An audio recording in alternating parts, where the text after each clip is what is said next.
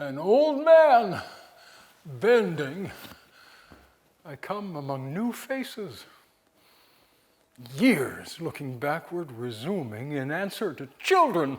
Come, tell us, old man, as from young men and maidens that love me.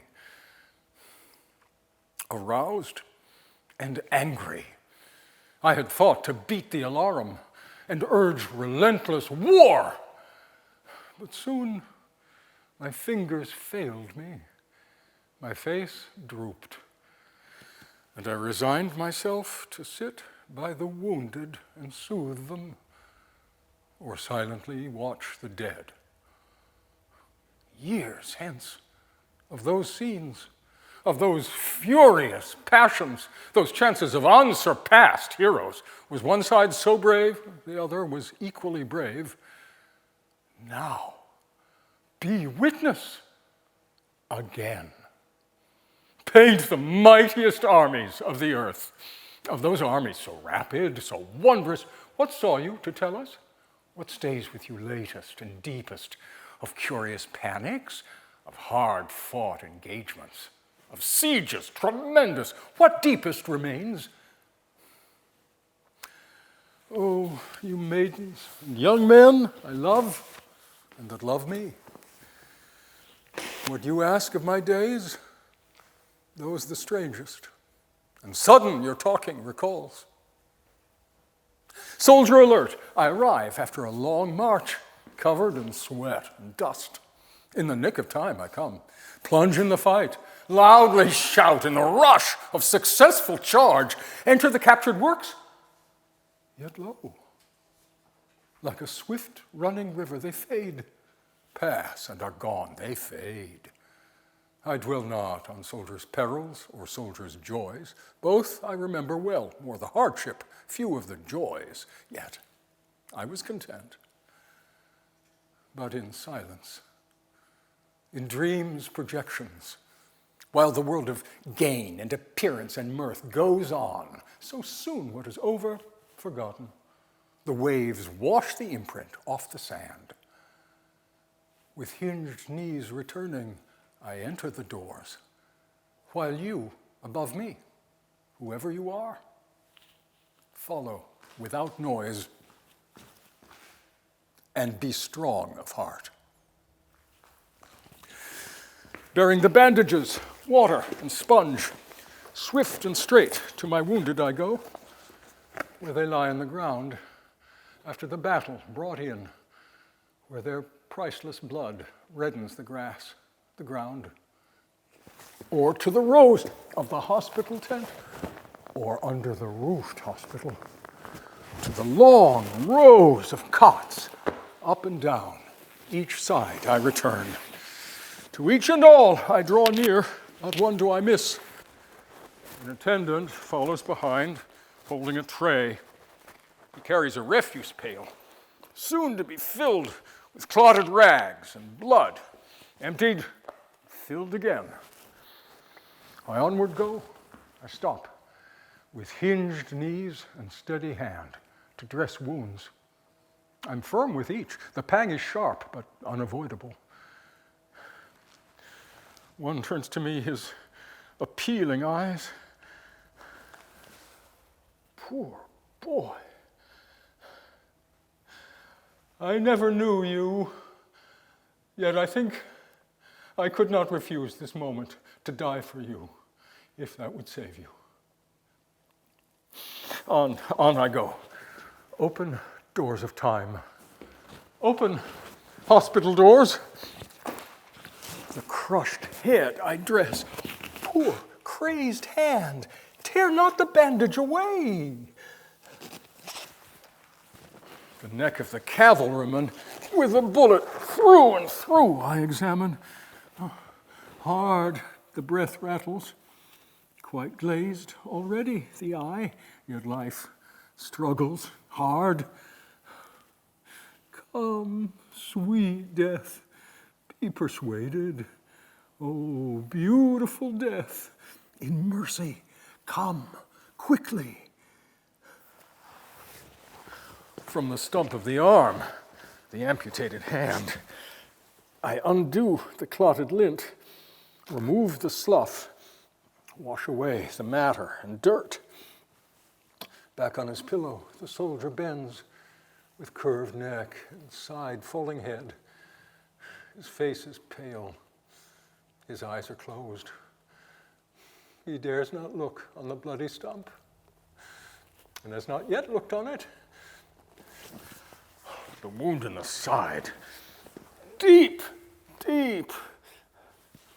But a day or two more, for see, the frame all wasted and sinking, and the yellow-blue countenance, see? I dress the perforated shoulder, the foot with a bullet wound, cleanse the one of a gnawing and putrid gangrene. So sickening, so offensive. The attendant stands behind aside, holding the tray and pail. I am faithful. I do not give out. The fractured thigh, the knee, the wound in the abdomen, these and more I dress with impassive hand. But in my breast, a fire, a burning flame. Thus, in silence, in dreams, projections, returning, resuming, I thread my way through the hospitals. The hurt and the wounded, I pacify with soothing hand. I sit with the restless all the dark night. Some are so young. Some suffer so much. I recall the experience, sweet and sad. Many a soldier's loving arms about this neck have crossed and rested. Many a soldier's loving kiss dwells on these bearded lips.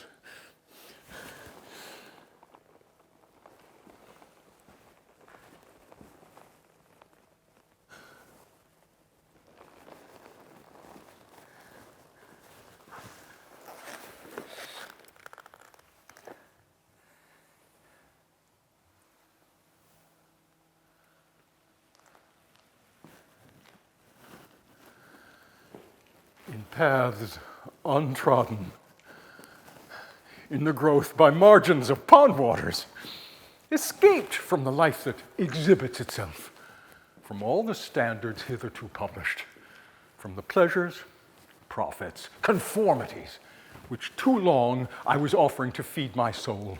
Clear to me, standards not yet published, clear to me that my soul, the soul of the man I speak for, rejoices in comrades.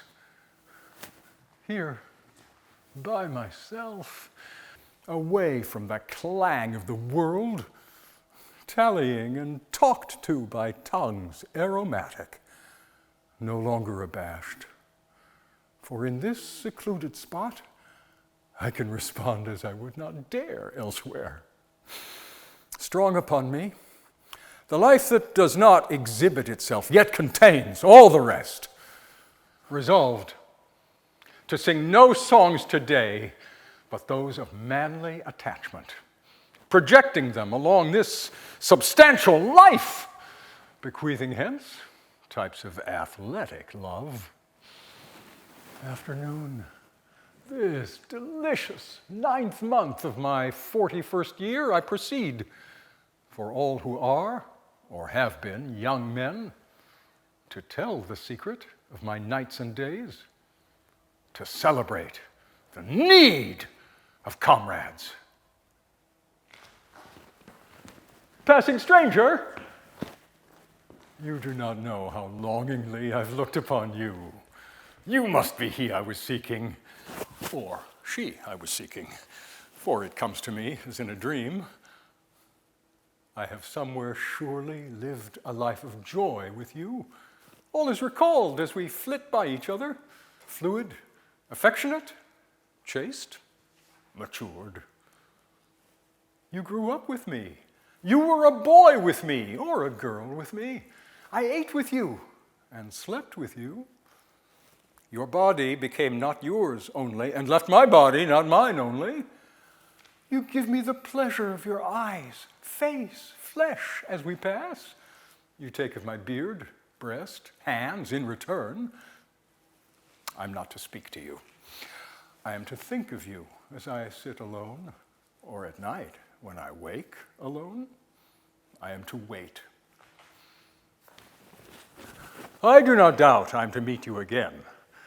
I am to see to it. I do not lose you.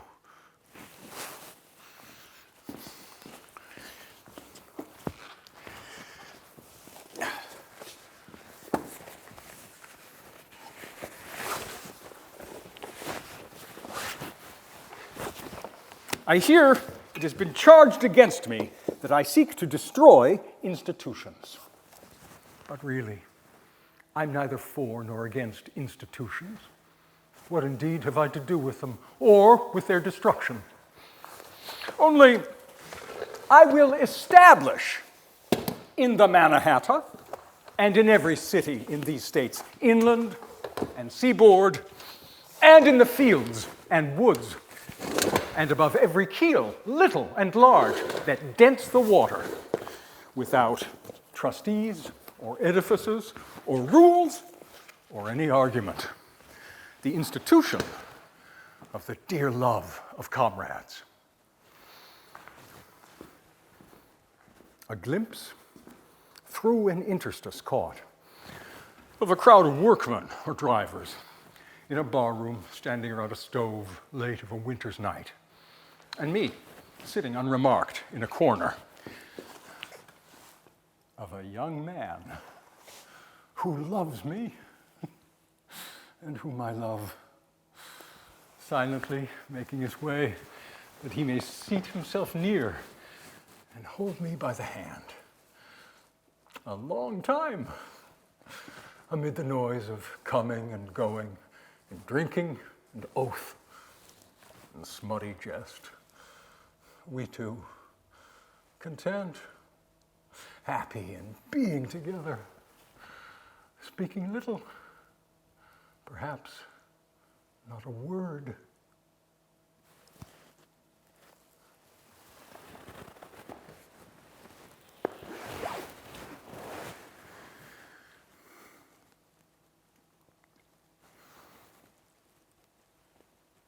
I saw in Louisiana a live oak growing.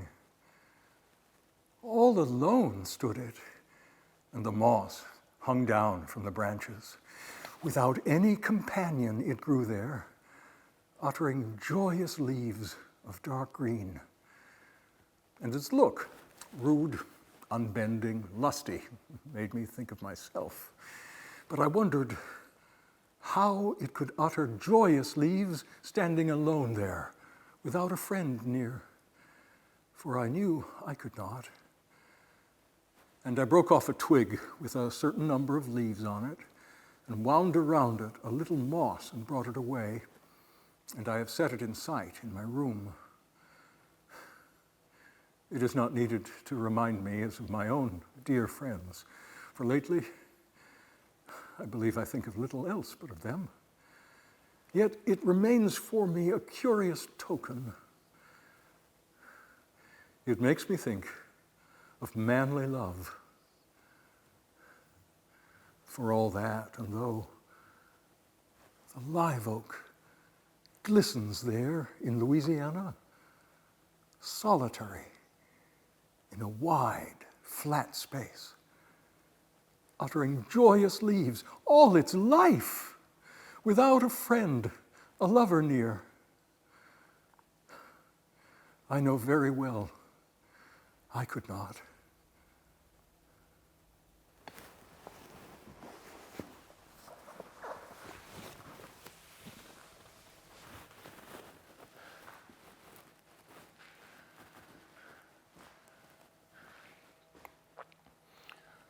Sometimes, with one I love, I fill myself with rage for fear I effuse unreturned love.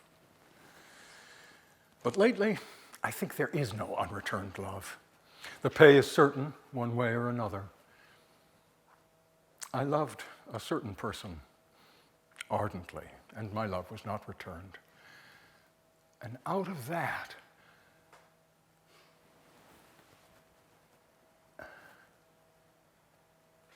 I have written these songs. Hours, long, sore, and heavy-hearted. Hours of the dusk, which I withdraw to a lonesome and unfrequented spot, seating myself, holding my face in my hands. Hours, sleepless, deep in the night, which I go forth, swiftly speeding the country roads or city streets, or pacing mile upon mile, stifling plaintive cries. Hours, discouraged, distracted, for he, the one I cannot content myself without, soon I saw him content himself without me. Hours when I'm forgotten. Oh, weeks and months have passed, but it seems I am never to forget. Sullen and suffering hours. Oh, I'm ashamed. But it is useless. I am what I am. Hours of my torment. I wonder, do other men ever have the like out of the like feelings? Is there even one other like me? Distracted. His friend, his lover, lost to him. Is he as I am now? Does he still wake in the morning, dejected, thinking who is lost to him? Or at night, awaking, thinking who is lost? Does he still harbor his friendship, silent and endless? Harbor his anguish and passion? Does some stray reminder, the casual mention of a name, bring the fit back upon him again, taciturn and depressed? Does he see himself in me in these hours? Does he see the face of his hours reflected?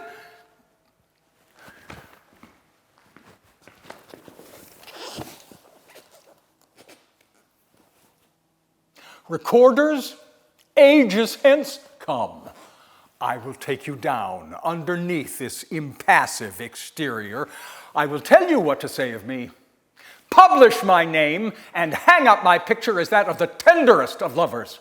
The friend, the lover's portrait of whom his friend, his lover, was fondest, who was not proud of his songs, but of the measureless ocean of love within him, and freely poured it forth, who often walked lonesome walks, thinking of his friends, his lovers, who, pensive away from one he loved, often lay sleepless and dissatisfied at night, who knew too well the sick, sick dread, lest the one he loved might secretly be indifferent to him,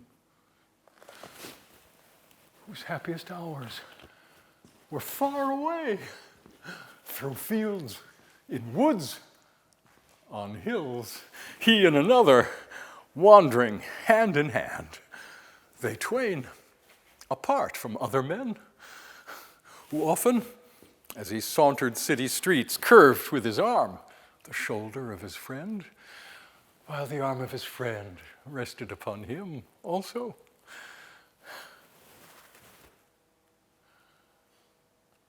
I believe in you, my soul, and the other that is me must not be abased to you, and you must not be abased to the other. Loaf with me on the grass. Loose the stop in your throat. Not words, not rhyme or music I want, not lecture or custom, not even the best. Only the lull I like, the hum of your valved voice. I mind how once we lay in June, such a transparent summer morning, how you settled your head athwart my hips and gently turned over upon me and parted the shirt from my bosom bone and plunged your tongue to my bare-stripped heart and reached till you felt my beard and reached till you held my feet. Swiftly arose and spread around me the peace and joy and knowledge that pass all the art and argument of the earth.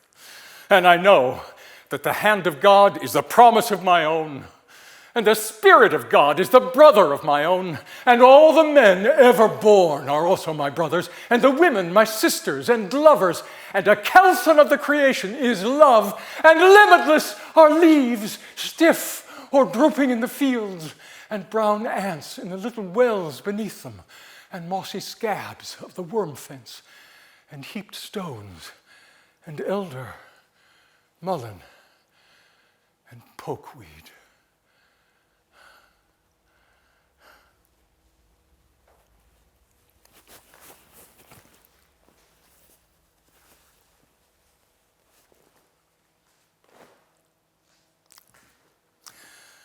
When I heard at the close of the day how my name had been received with plaudits in the Capitol, still, it was not a happy night for me that followed. And else, when I caroused, or when my plans were accomplished, still, I was not happy.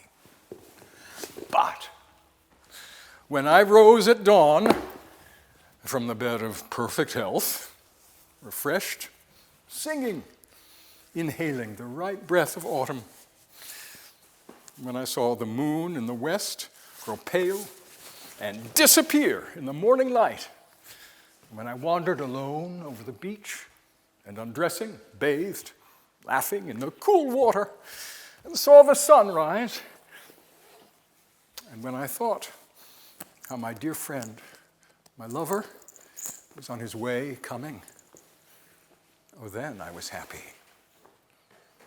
Oh, then each breath tasted sweeter. And that day, my food nourished me more. And the beautiful day passed well. And the next came with equal joy. And with the next, at evening, came my friend. And that night, while all was still, I heard the waters roll slowly, continually up the shores. I heard the hissing rustle of the liquid and sands as directed to me, whispering to congratulate me. For the one I love most lay sleeping by me under the same cover in the cool night. In the stillness, in the autumn moonbeams, his head was inclined toward me, and his arm lay lightly round my breast. And that night, I was happy.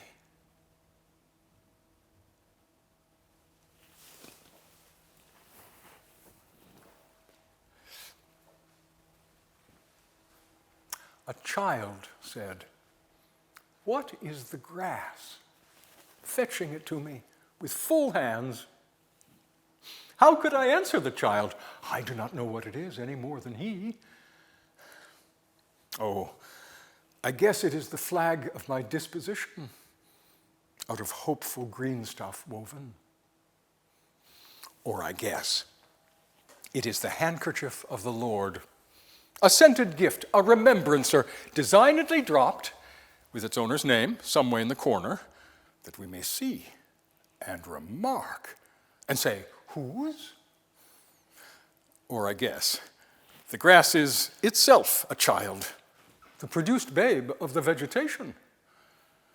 Or I guess it is a uniform hieroglyphic, and it means sprouting alike in broad zones and narrow zones, growing among black folks as among white, Canuck, Tuckahoe, congressman, cuff.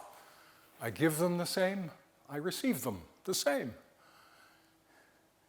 And now, it seems to me, the beautiful uncut hair of graves. Tenderly will I use you, curling grass. It may be you transpire from the breasts of young men. It may be, if I had known them, I would have loved them. It may be you come from old people, and from women, and from offspring taken soon out of their mother's laps. And here you are, the mother's laps. Oh, this grass is very dark to come from the white heads of old mothers, darker than the colorless beards of old men, dark to come from under the faint red roofs of mouths. Oh, I perceive, after all, so many uttering tongues, and I perceive they do not come from the roofs of mouths for nothing. Oh, I wish I could translate the hints about the dead young men and women, and the hints about the old people and mothers and offspring taken soon from their laps. What do you think has become of the old and young men? And what do you think has become of the women and children? They are alive and well somewhere. The smallest sprout shows there is really no death. And if ever there was, it brought forward life and does not wait at the end to arrest it, and ceased the moment life appeared. All goes onward and outward, nothing collapses. And to die is different from what anyone supposed, and luckier.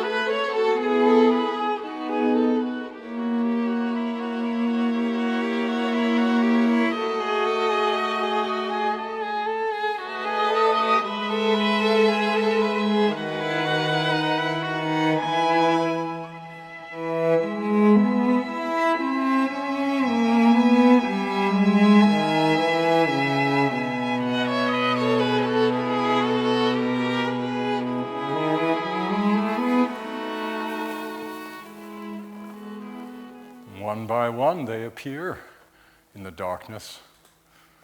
A few friends, a few with historical names. How late they start to shine, but before they fade, they stand perfectly embodied, all the past lapping them like a cloak of chaos. They were men who, I thought, lived only to renew the wasteful force they spent in each hot convulsion. They remind me, distant now. True, they are not at rest yet. But now that they are indeed fully apart, winnowed from failures, they withdraw to an orbit and turn with disinterested, hard energy, like the stars.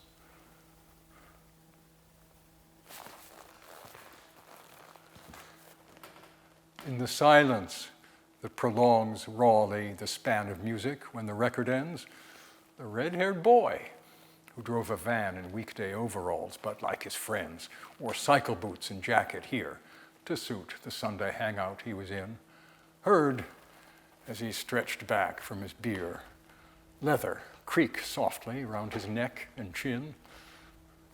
Before him, on a coal-black sleeve, remote exertions had lined, creased, and burned insignia that could not revive the heroic fall or rise where they were earned. On the other drinkers, bent together, concocting selves for their impervious kit, he saw it as no more than leather, which, taut across shoulders grown to it, sent out amid the dimness of a bar as sudden and anonymous hints of light as those that shipping give, now flashes on the bay, now lost in night. He stretched out like a cat and rolled the bitterish taste of beer across his tongue and listened to a joke being told. The present was the things he lived among. If it was only loss he wore it to assert with fierce devotion complicity and nothing more. He recollected his initiation, and one especially of the rites, for on his shoulders they had put tattoos. The name of the group on the left, the Knights, and on the right, the slogan, "Born to lose."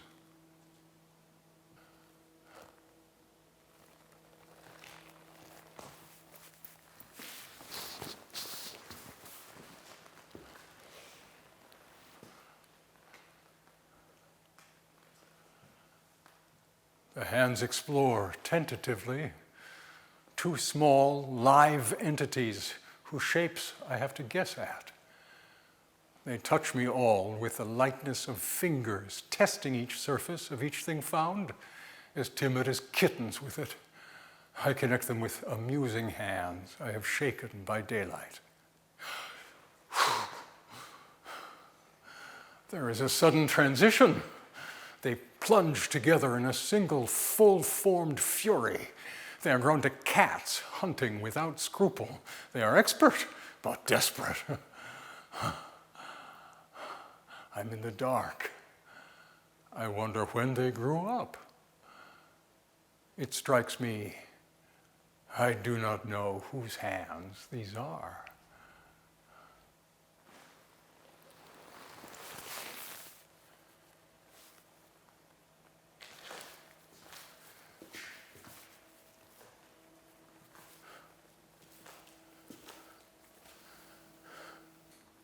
My thoughts are crowded with death, and it draws so oddly on the sexual that I'm confused.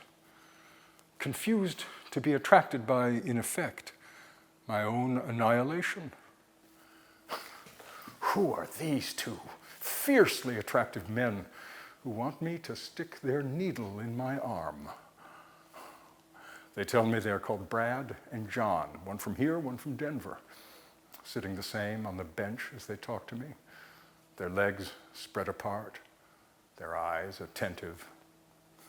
I love their daring, their looks, their jargon, and what they have in mind. Their mind is the mind of death. They know it and do not know it. And they're like me in that I know it and do not know it. And like the flow of people through this bar. Brad and John thirst heroically together for euphoria, for a state of ardent life where we may stretch ourselves and lose our differences. I wish to enter their mind. Am I a fool? And they, direct and right, properly testing themselves against risk as a human must and does. Or are they the fools? Their alert faces mere death's heads, lighted glamorously. I weigh possibilities till I'm afraid of the strength of my own health and of their evident health. They grow restless at last with my indecisiveness, and first one and then the other move off into the moving concourse of people, boisterous and bright, who carry in their faces and throughout their bodies news of life and death.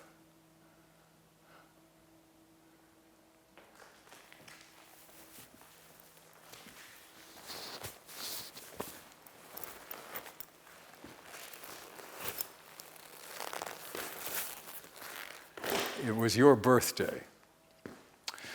We had drunk and dined half the night with our old dear friend who showed us, in the end, to a bed I reached in one drunk stride. Already I lay snug and, drowsy with the wine, dozed on one side. I dozed. I slept. My sleep broke on a hug, suddenly, from behind, in which the full lengths of our bodies pressed. Your instep against my heel, my shoulder blades against your chest.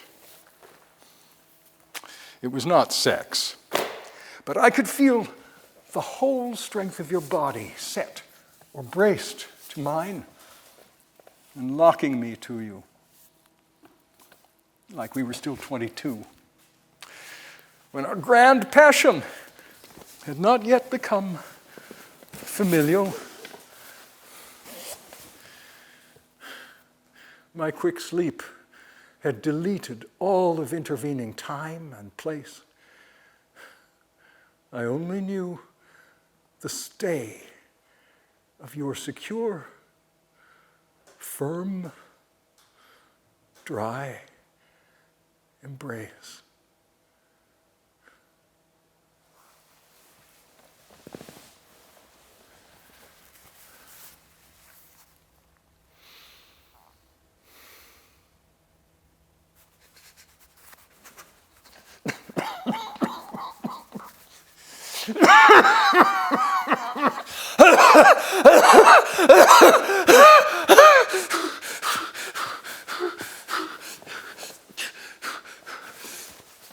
I wake up cold. I, who prospered in dreams of heat, wake to their residue, sweat and a clinging sheet. My flesh was its own shield. Where it was gashed, it healed. I grew as I explored the body I could trust, even as I adored the risk that made robust a world of wonders in each challenge to the skin. I cannot but be sorry the given shield is cracked, my mind reduced to hurry, my flesh reduced and wrecked. I have to change the bed. But I catch myself instead, standing upright where I am, holding my body to me, as if to shield it from the pains that will run through me, as if hands are enough to hold an avalanche off.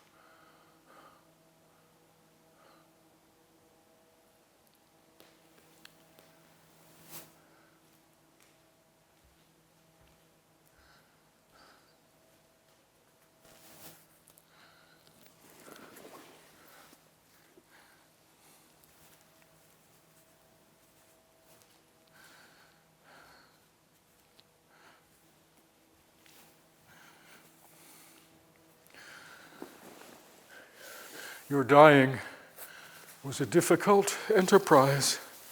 First, petty things took up your energies, the small but clustering duties of the sick, irritant as the cough's dry rhetoric, the hours waiting for pills, shot, x-ray, or test, while you read novels, 2 a day, already with a kind of clumsy stealth, distanced you from the habit of your health.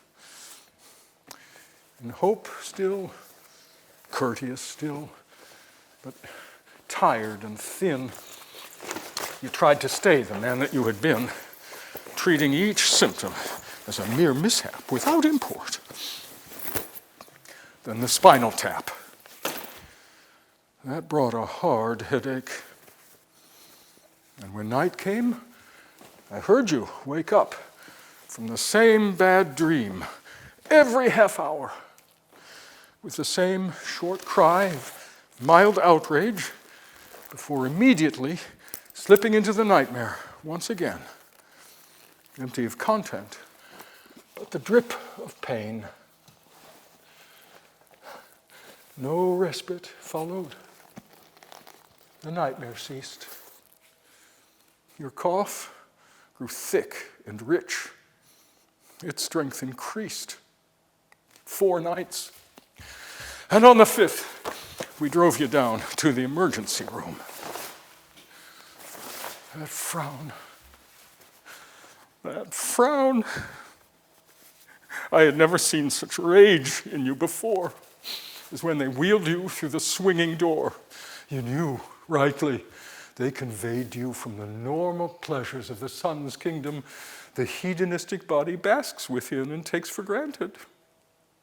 Summer on the skin, sleep without break, the moderate taste of tea in a dry mouth. You had gone on from me as if your body sought out martyrdom in the far Canada of a hospital room. Once there, you entered fully the distress and long, pale rigors of the wilderness. A gust of morphine took you. Back in sight, you breathed through a segmented tube, fat and white, and jammed down your throat so you could not speak. How thin the distance made you. In your cheek one day appeared the true shape of your bone, no longer padded.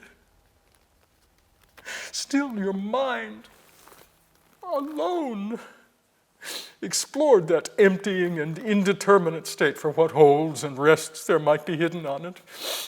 You wrote us messages on a pad, amused at one time when you had your nurse confused, who, seeing you reconciled after 4 years with your gray father, both of you in tears, asked if this was at last your special friend, the one you'd waited for until the end. She sings, you wrote, a Philippine folk song to wake me in the morning. It is long and very pretty, grabbing at detail to furnish that thin ledge toured by the gale on which you lay, bed restful as a knife. You tried hard to make of it a life, thick with complicating circumstance your thoughts might latch onto. It had been chance, always, till now, that filled each moment up with live specific, your hilarious comment discovered as it went along, and fed, laconic, quick, wherever it was led. You improvised upon your own delight.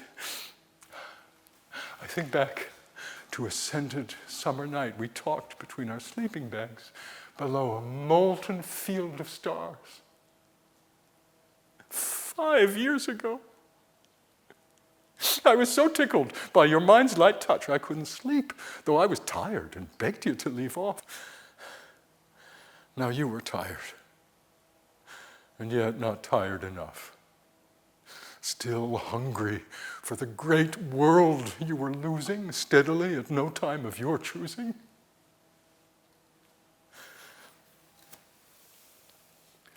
And when at last the whole death was assured,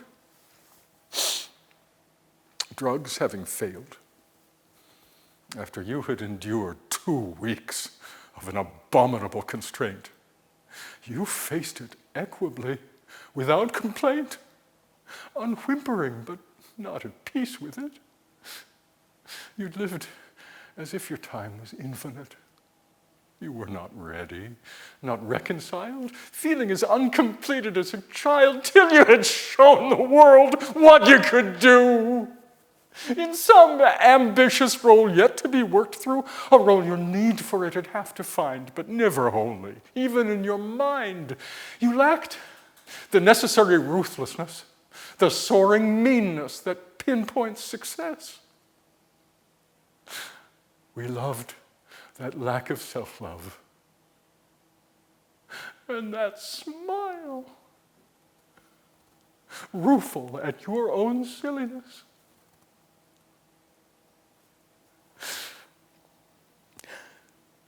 Meanwhile, your lungs collapsed.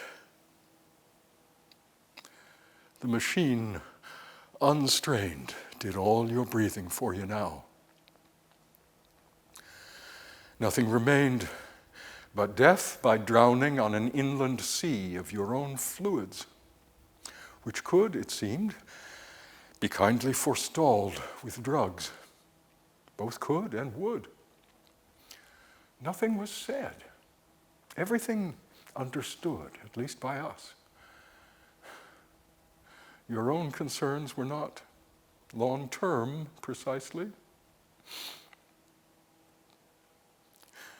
When they gave the shot, you made local arrangements to the bed. You drew a pillow round beside your head and slept. And died. Your skin gone gray, achieving your completeness in a way.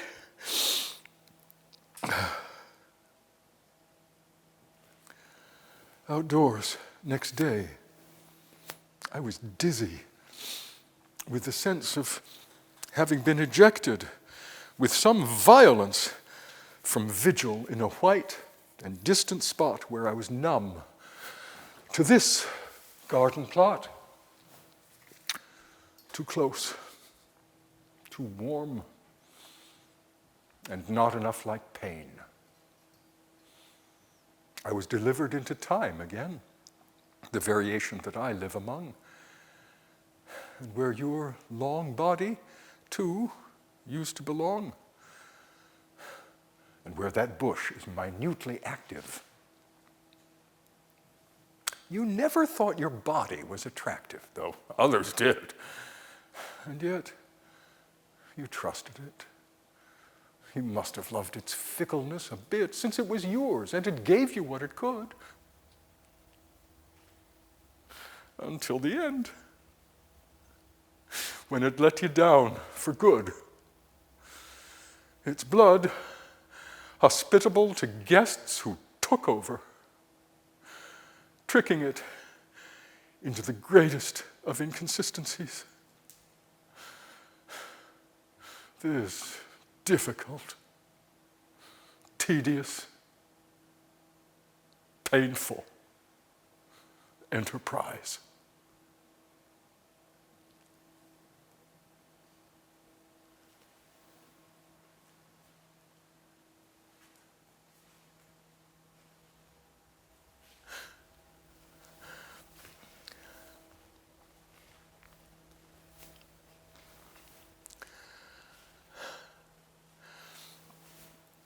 You wake up tired, and the cabin light is filled.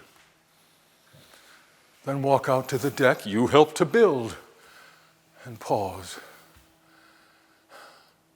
Your senses reaching out anxiously, tentatively, toward scrub and giant tree. A giving of the self, instructed by the dog, who settles near you with a sigh and seeks you in your movements, following each. Though yours are different senses, they too reach until you know that they engage the air, that clean and penetrable medium where you encounter, as if they were sort of home, fountains of fern that jet from the coarse loam. You listen for the quiet, but hear instead a sudden run of cries break out overhead and look to see a wide-winged bird of prey between the redwood tops, carrying away some small dark bundle outlined in its claws. The certainty, the ease with which it draws its arc on blue. Soon, the protesting shriek, gorging from the breast, the reddened beak, the steadying claw withdrawn at last. You know it is not cruel, it is not human, though you cringe. Who would not be surprised to find such lacerations made by mind on mind? Later, the job. You haul large stones uphill. You intend to pile them in a wall, which will, in front of plantings and good dirt, retain through many a winter of eroding rain. Hard work and tiring, but the exercise opens the blood to air and simplifies the memory of your troubles in the city till you can view them unconfused by pity. A handsome, gray-haired, gray-eyed man, tight-knit, each muscle clenching as you call on it from the charmed empire of your middle age, you move about your chores. The grief and rage you brought out here begin at last to unbind. And all day, as you climb, the released mind unclenches till the moment of its release, clean overlooked, in the access of its own peace, it finds it has lost itself upon the smooth red body of a young madrone, from which it moves to other varying shades on the brown hillside, where the light grows and fades and feels the healing start, and still returns, riding its own repose, and learns,